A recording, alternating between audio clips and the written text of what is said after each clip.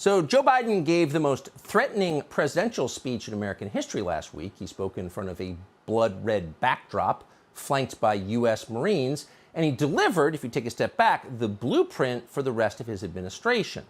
Criminalize dissent, effectively ban the opposition, and use the federal agencies to transform America into a one-party state. It's called authoritarianism. Here's what Biden said in a speech the White House advertised as non-political. Watch this. Donald Trump and the MAGA Republicans represent an extremism that threatens the very foundations of our republic. The Republican Party today is dominated, driven, and intimidated by Donald Trump and the MAGA Republicans. And that is a threat to this country. MAGA Republicans do not respect the Constitution. They do not believe in the rule of law. They do not recognize the will of the people. They refuse to accept the results of a free election.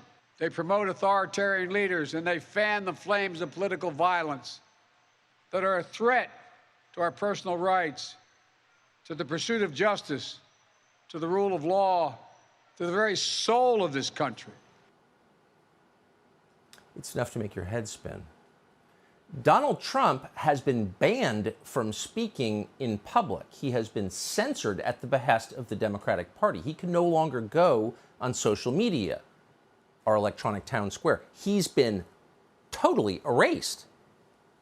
And yet, Joe Biden says, Trump and his supporters promote authoritarian leaders. And he says this at exactly the moment that he is sending billions of dollars to Ukraine and its authoritarian leaders every month. Authoritarian? Oh, that just scratches the surface. Over the past year and a half, the government of Ukraine has jailed its top political rival. It has banned opposition parties, and it has outlawed independent media. Oh, but that's not authoritarian. What's authoritarian is disagreeing with Joe Biden. Do that, and Joe Biden will stand in front of the military he controls and declare that you were an enemy of the state. So watching the fanatical support of the White House for the actual authoritarians who run Ukraine, you can sort of see the template here.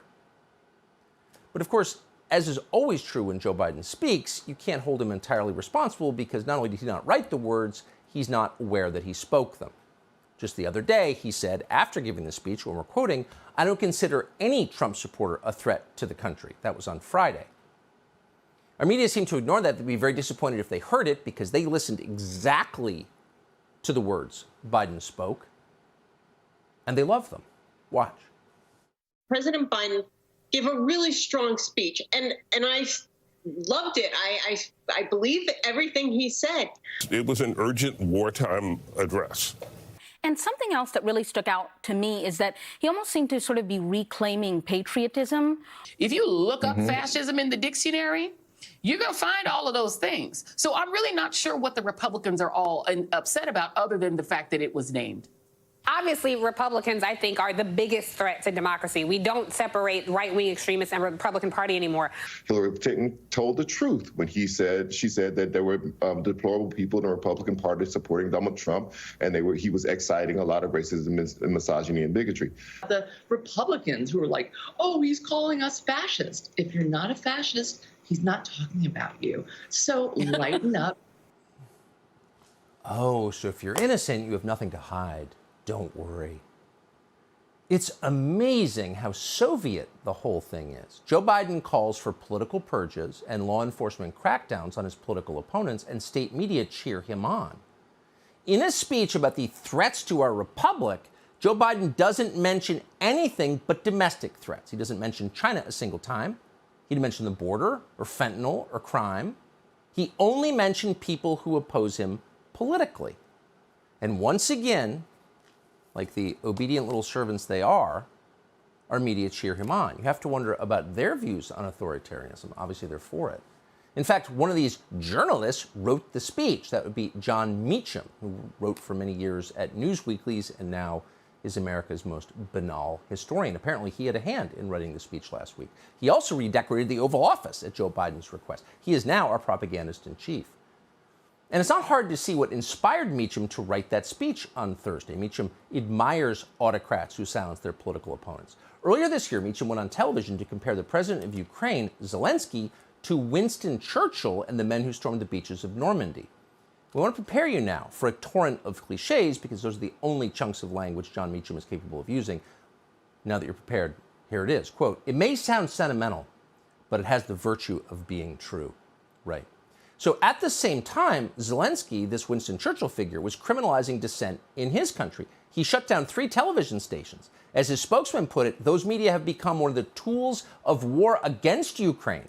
So they are blocked in order to protect national security. Oh, so those TV stations are sort of like Donald Trump or Fox News. We need to silence them in order to preserve our democracy. Democracy, it was only one side gets to speak.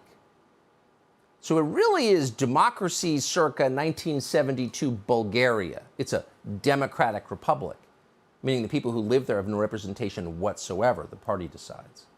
It's hard to believe any of this is happening, but it is.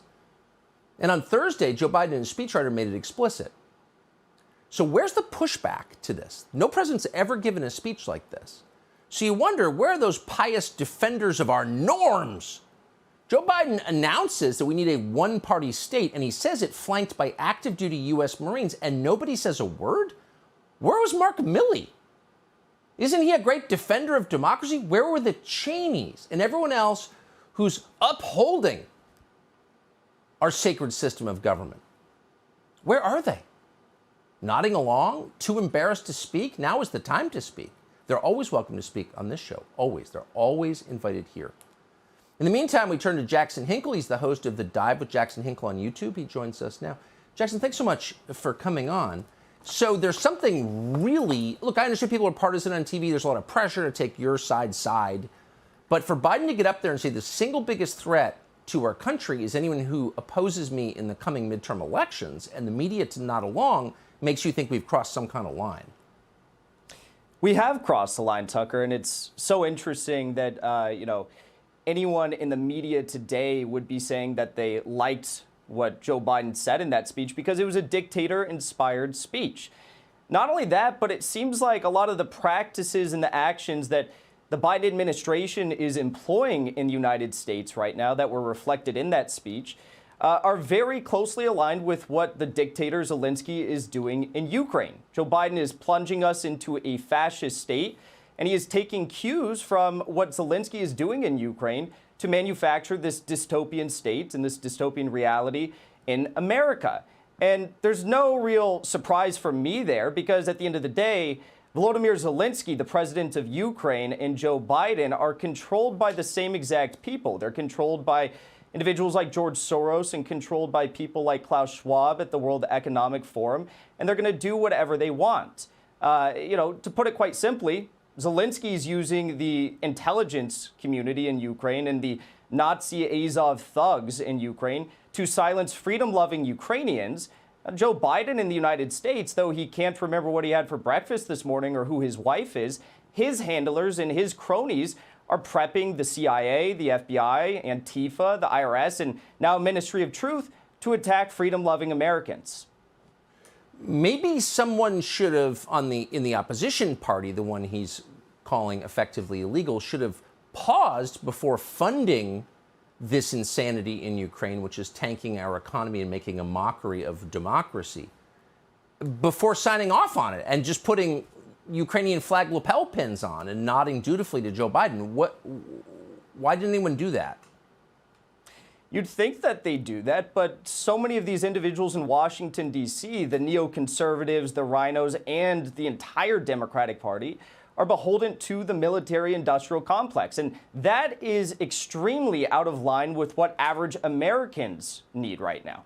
We don't have clean drinking water in Jackson, Mississippi, yet we're sending $7 billion over to Ukraine, a country that I'm sure most of these Congress people couldn't even point to on a map. It's insane. The White House this week, Tucker, I'm sure you saw, came out and said that anyone who doesn't hold an opinion reflected by the majority of the American public is extreme and therefore an extremist. Well, what does that make Joe Biden? Only 38% of Americans, if you believe the polls and what they tell us, if you believe they're that high, only 38% of Americans agree with Joe Biden. So by the White House's own definition, that makes him an extremist.